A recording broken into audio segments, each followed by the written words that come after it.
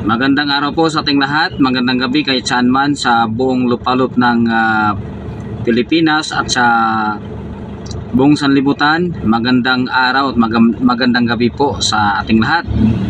Mga kaibigan, mga kababayan, gusto ko lang pong linawin yung pagbabalita ng TV5. Nakita ho ninyo yung kanilang title ng kanilang pagbabalita. Sabi ho nila, mga bata ang ginagamit para panangga sa mga pulis. Sandali lang ho ha, ayusin nyo po yung pagbabalita nyo, TV5. Alam nyo ba, karamihan ho nasa loob ng compound ay puro mga bata.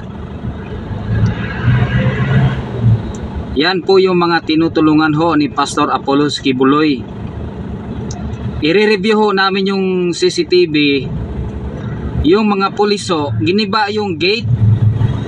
Ayusin nyo ho yung pagbabalita ninyo.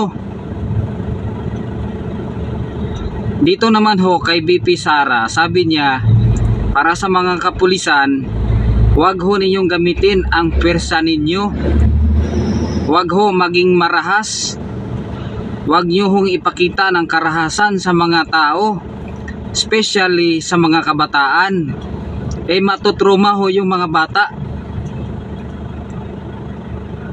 Ang masasabi ko ho sa mga kapulisan, magrespeto din ho kayo.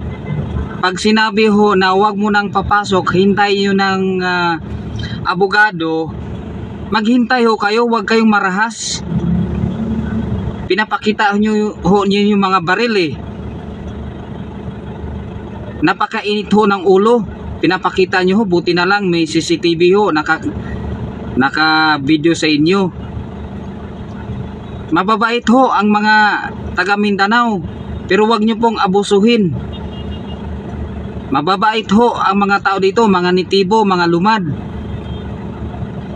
mga Muslim. Nasyak na lang ho kami pinagagawa ninyo. Wag po ganyan, wag kayong masyadong marahas. Dapat may respeto po sa bawat isa. Ang taas ng dignidad na pagtingin namin sa inyo, mga pulis kayo, mga SAF kayo, mga CIDG ho, dapat magrespeto ho. Di ba po? Magrespetuhan po tayo para irerespeto po namin kayo. Pag sinabing wag mo nang pumasok, maghintay muna, sandali, darating ang legal na abogado ho namin para makipag-usap ho sa inyo. Kayo po yung unang wala giniba nyo ho ang gate sa Glory Mountain Tapos kayo naman ho yung sa TV5 dyan, ayusin nyo ho yung mga pagbabalita nyo, yung paglagay nyo ng titulo. Nakakainit ho ng ulo. Wala pong trust po sa inyo kung ganyan kayo magbabalita.